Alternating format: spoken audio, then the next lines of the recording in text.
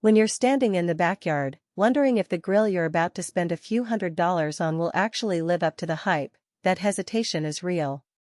I get it, there are a million options, and the wrong choice can turn a weekend barbecue into a constant battle with uneven heat, hard to clean parts, or a piece of equipment that just won't fit your cooking style. I've spent the past few weeks comparing a handful of mid-range natural gas grills, reading through the handful of reviews that exist, and even talking to a couple of people who already own a Broil King. The goal here is to give you a clear picture of whether the Imperial 690i is the grill that will actually make your meals easier and more enjoyable, or if you'd be better off looking elsewhere. Link is in the description if you want to check the product details on Amazon. First, let's talk about the kind of setup most of us end up with. If you already have a natural gas line in your patio or garage, that's a huge convenience factor. No propane tanks to lug around, no worries about running out mid-cook.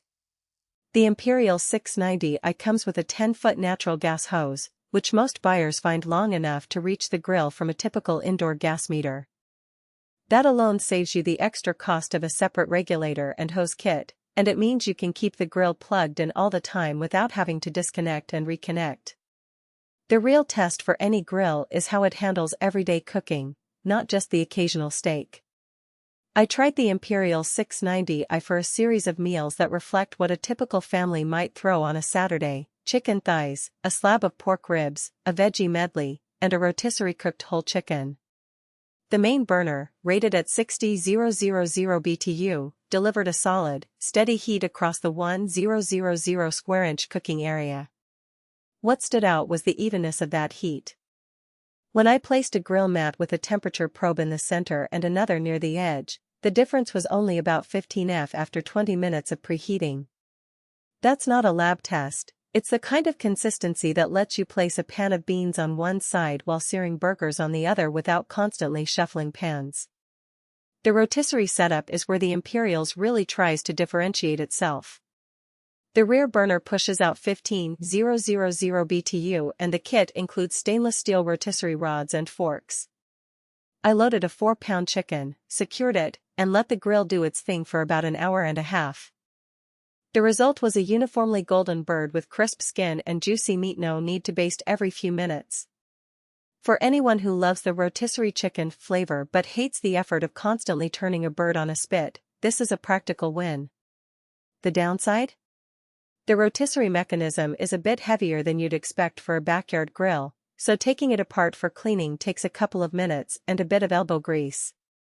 If you're looking for a grill you can break down and store in a small shed, that extra weight might be a consideration.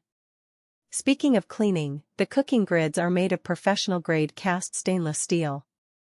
In my experience they held up well against the inevitable splatter from the ribs and the sticky glaze on the chicken.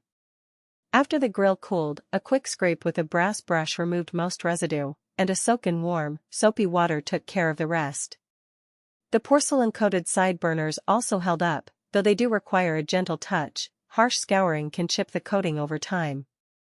That's a minor trade-off. Most users I talked to said the coating helped prevent food from sticking in the first place. Now, who should walk away from this grill?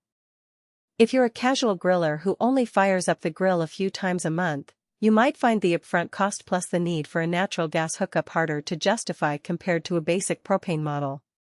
The Imperial shines for people who grill regularly, especially those who like to experiment with different cooking methods in one unit: direct searing, indirect smoking, and rotisserie.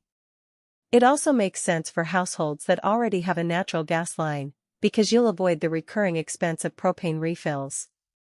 On the flip side, if you live in an apartment with no outdoor gas line, you'll need to invest in a propane conversion kit, which adds both cost and complexity. One practical weakness that's easy to overlook until you actually use the grill is the control panel layout. The knobs sit on a stainless steel panel that can get quite hot during a long cook, and there's no heat shield barrier. I found myself occasionally adjusting the knobs with a slight pause to avoid touching them directly. It's not a deal breaker, but if you plan on doing a lot of low and slow smoking where you'll be nudging the controls every few minutes, you might want to keep a pair of heat-resistant gloves handy.